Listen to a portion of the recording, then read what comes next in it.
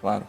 Bom, finalmente eu tenho a oportunidade de comentar a indicação do senhor Cássio Nunes para o Supremo Tribunal Federal. Mas eu faço isso ainda consternado pela imagem nauseante, né, do afeto manifestado entre o presidente da República e o ministro petista do STF.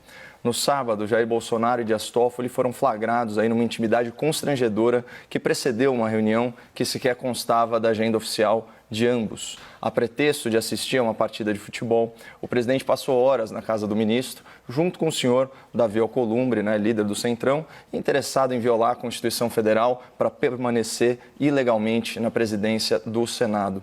É uma tristeza para o Brasil saber que o tempo livre de lazer do presidente da República é desfrutado em tão má companhia. Sobre o que foi conversado nesse encontro entre camaradas, a gente só pode especular. Mas as câmeras capturaram uma cena chocante, o abraço comprometedor entre Bolsonaro e Toffoli. Seria esse o tal abraço hétero ao qual sempre se referiu o presidente da República?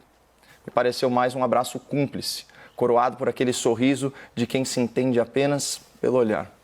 Mas, acima de tudo, foi um abraço antirrepublicano, fruto de uma amizade tão recente quanto indevida, pelo simples fato de que Dias Toffoli foi, e provavelmente ainda será, juiz de causas do interesse do presidente da República e da sua família. Como não lembrar da assistência judicial ao senador investigado Flávio Bolsonaro, que em 2019 viu o seu processo suspenso por meses por uma decisão monocrática do ministro Toffoli? E detalhe, para obter esse resultado favorável ao senador, o ministro do STF paralisou centenas de apurações sobre corrupção e lavagem de dinheiro originadas a partir de relatórios de inteligência financeira.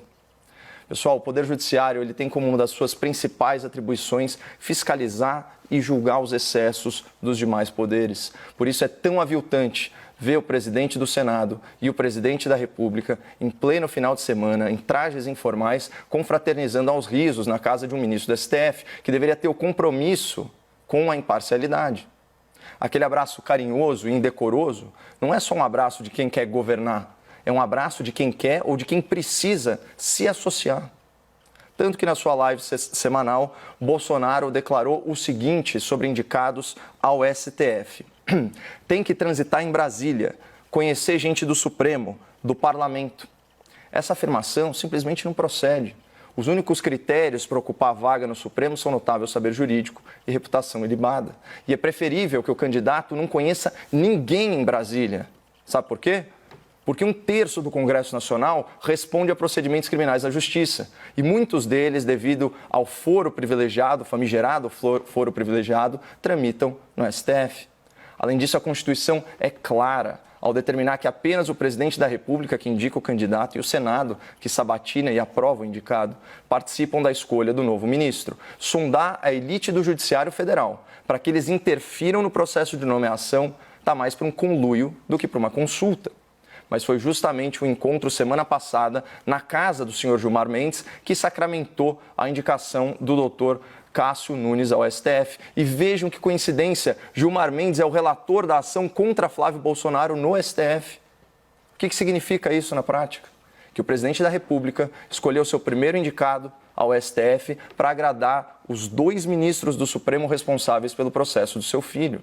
E fez questão de visitá-los em casa, numa demonstração pública de submissão, disfarçada como um ato de cordialidade.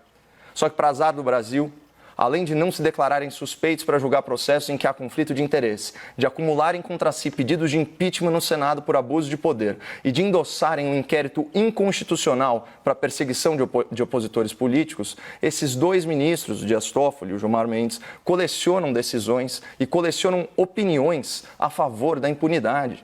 Eles são contra a prisão após julgamento de segunda instância, ato contínuo a favor da soltura de criminosos condenados.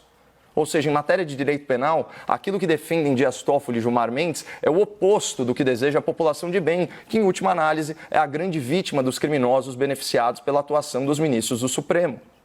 Então, a julgar por seus apoiadores na esquerda, no Centrão, na advocacia milionária e no STF, Cássio Nunes seguirá essa mesma direção, na contramão da sociedade. E pior é que não é nem a primeira vez que o presidente faz uma indicação que contraria seu compromisso de campanha de endurecer o enfrentamento ao crime e à impunidade. sob gestão do novo Procurador-Geral da República, nomeado pelo Bolsonaro fora da lista tríplice, o combate à corrupção está sofrendo grandes abalos, com a desarticulação de forças-tarefa e demissões em massa de procuradores indignados. Fora que a própria atuação do presidente tem decepcionado.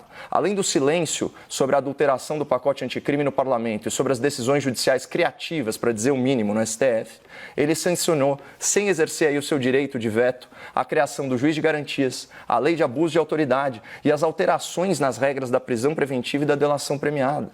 Ou seja, no governo Bolsonaro foram aprovadas leis mais brandas contra o crime, que dificultam a persecução penal. E foi nomeado um chefe do Ministério Público que trabalha contra a autonomia funcional dos seus procuradores. Esses são fatos já consumados. Mas o que está por vir é infinitamente mais grave. Tanto que o grande jornalista J.R. Guzzo publicou um artigo intitulado Do Ruim ao Péssimo, concluindo que, aspas, Bolsonaro conseguiu algo que parecia fora do alcance humano, piorar o STF.